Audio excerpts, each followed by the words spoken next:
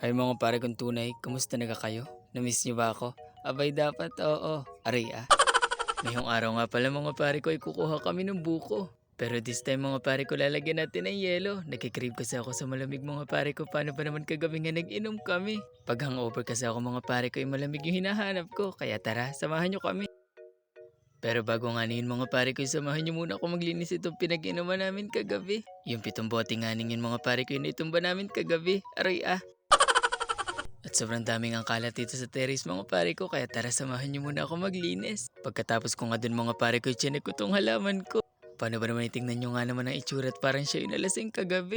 Naiinis nga ako sa sarili ko mga pare ko ngayon.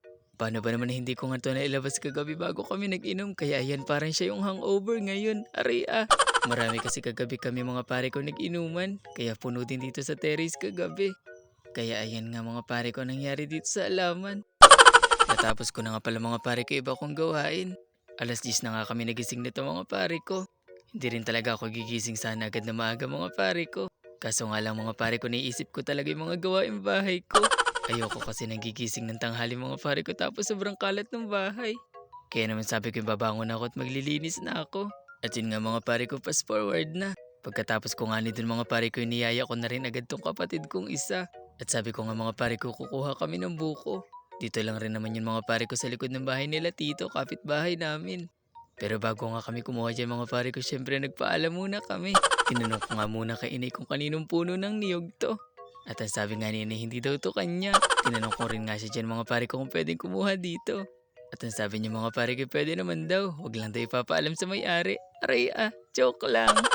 At buti nga mga pare ko may bunga tong puno ng niyog na to. 5 nga yung bunga nito mga pare ko kaya kukuhanin na namin lahat. At pagkatapos nga namin dyan mga pare ko, uuwi na rin agad kami. Paano ba naman nauuhaw na nga rin ako? Pagkagising ko kasi mga pare ko kaninang umaga, hindi muna ako minom ng tubig.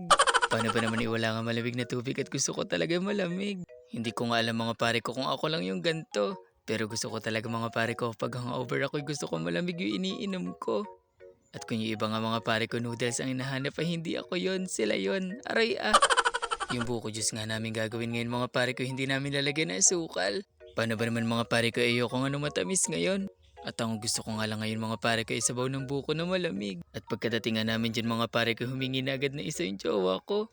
Uuna na nga daw siya mga pare ko paano ba naman ay niya nga daw ng malamig. At pagkatapos nga niyan dun mga pare ko pinahiram ko muna siya ng pitchel sa kapitbahay. Paano ba naman wala kaming pitchel kasi hindi nga yun uso sa amin. Aray ah. Hinati ko nga lang dyan mga pare ko yung yelo paano ba naman hindi nga magkasya sa pitchel. Sa mga oras ngayon mga pare ko yung jowa ko nagkakape na. Kanina pa nga ako nung niyayaya magkape mga pare ko pero sabi ko ayoko muna.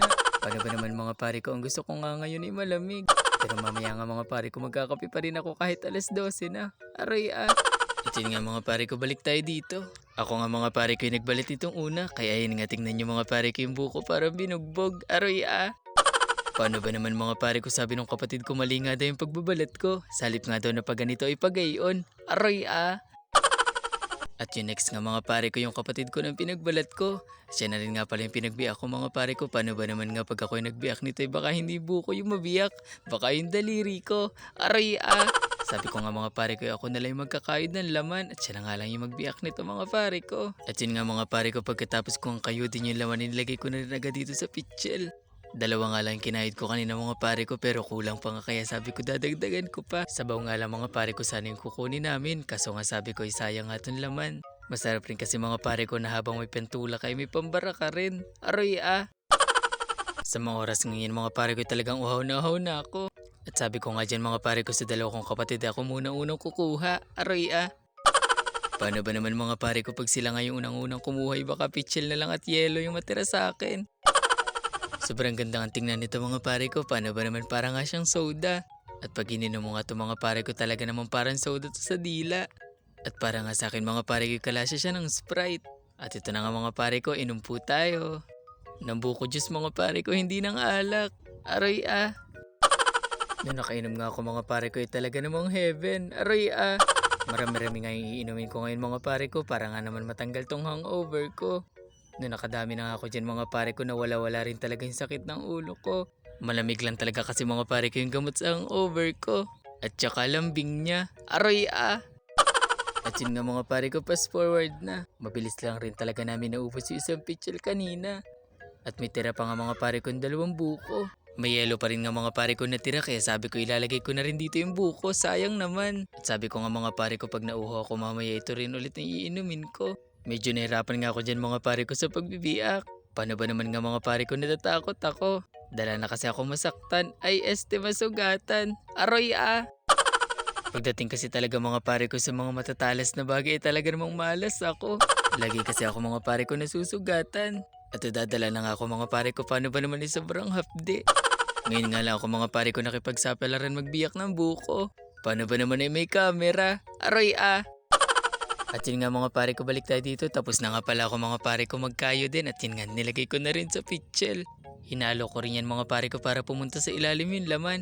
At pagkatapos nga nun mga pare ko lilinisan ko rin to kasi nga cleanliness is life. Aroy ah! Diyan kasi ako mga pare ko tatambay mamaya sa duyan at ayoko may nakikitang kalat. Aray ah. Yun nga lang rin palang yung araw mga pare ko. Maraming salamat po sa panonood. Mahal ko kayo mula din sa amin hanggang diyan sa inyo. Bye bye.